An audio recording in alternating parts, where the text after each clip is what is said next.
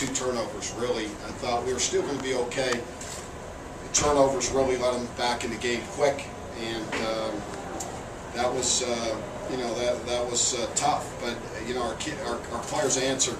We answered in the first quarter when they scored, and we answered in the fourth quarter, I think, when they scored, or the first or second quarter. They made it 14-7. We ran the next kickoff back to make it 21-7. That gave us some breathing room. And then, when they tied it up, I thought the blocked extra point was really significant. Now we're at least tied, and we're not behind. And Nick just came out and it just does what special players do and made all the throws down the stretch. 28-39, 2 touchdowns. Against 303 against that's a great team. Our front 4 really blocked well. I thought that was the difference in the game. Couldn't be more proud of our offensive line.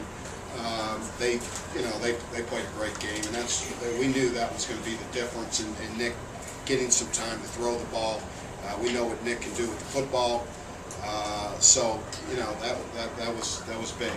And then stopping the run. So our offense and defensive lines really played well. Nice to see a little redemption for Bud Wright after that muff punt. Yeah, isn't that? I was kind of losing my patience with him. You just get open. I mean, what did you see on that? It was a great throw. That's just, you got to make plays against. The plays that were made in that game are pretty, are pretty special, and that was a special play, and you got to make them against Iowa if you want to beat them.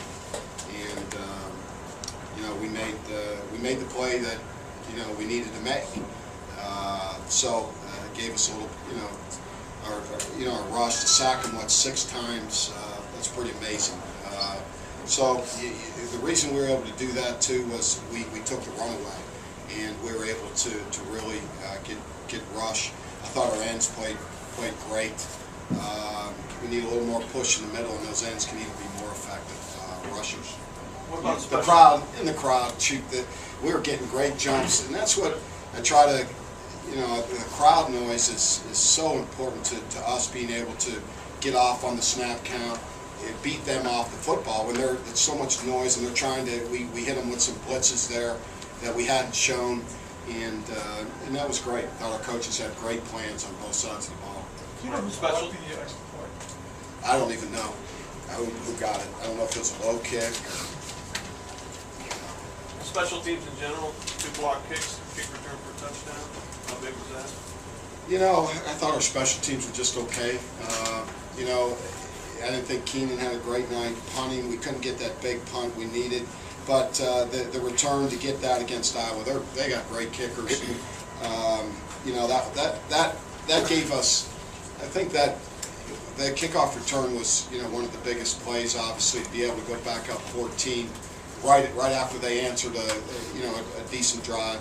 So we were able to overcome. How many penalties did we have? Anybody know? 12. Is that a Pac-10 crew? I guess they got reprimanded the week before, so I knew that would come back to haunt us in one of these games. So unfortunate that we had so many penalties. What did we have? 12 penalties. I couldn't tell you the last time we had 12 penalties. 2005. 2005. Yeah, that was a great. And I thought there were some very questionable calls. I thought there were some late hits. Everything seemed to happen on their sideline, and not real pleased with the way the game was run. And that's I'll look at it and we'll see. Was that a statement game?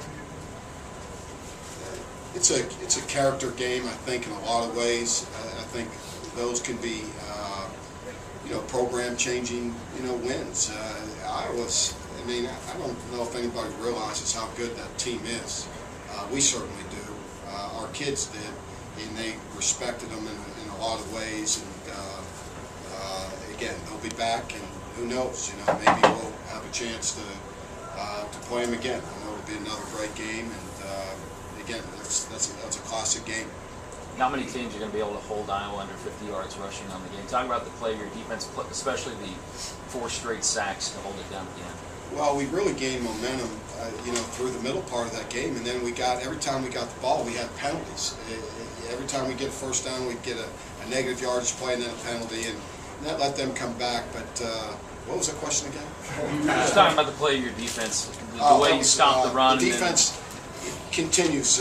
Again, we were hard all camp, and our middle linebackers are really coming into their own as players. We knew they had a chance, but they have to come together, and our defense is starting to play as a group. And that's what defense is. You have to be very disciplined in your responsibilities, know the weakness of every call. And that's what good defenses do, and our players are starting to understand that. So, we're starting to make improvement. How's Kleiner? He had a turf toe tonight, so I don't know. How big was David Douglas stepping up in his absence? That's just what good teams do. I think the next guy, and that shows the depth of our program, and that we continue to show depth. And that's what good recruiting and player development. You have to, whoever's next in line, you got to go in and produce. And I thought our second line players really helped. Take a few more questions for Coach. Mike, how can there be such difference in the line play in just 1 year, as far as you guys probably won the battle on both lines? Well, a lot of people, I want to thank Lou Holtz too.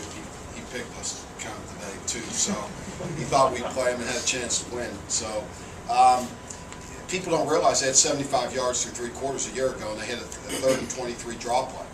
So, and then we only had a certain amount of plays offensively a year ago. So as great as our line was a year ago, I thought we played really well. I didn't think our coverage was great a year ago. We let them get away with a couple things. I thought we had a lot of chances at Iowa a year ago. People say we got blown out, but that's not, that wasn't the case. That's not the way we saw it. We challenged a lot of things in that game on the road for a young team in a hostile environment. We had our chances a year ago. I mean, I beg to differ. That game 17-10 in the 4th quarter, and we missed the 1st and goal on the 1, and we missed a fake field goal. So, I don't, we knew we matched up. Coach, for everything that went wrong in the went right in the first half, seemed to go wrong in the second half, what does it say about your team to persevere through a game like that? Well, we've been through so much as a program. Our players are different now. We're different inside out, and that's really what's the difference in your team. We've never not played a big game toe-to-toe with anybody. Take away the Nebraska game a year ago when the top 10 teams come into this place over the last 4 years.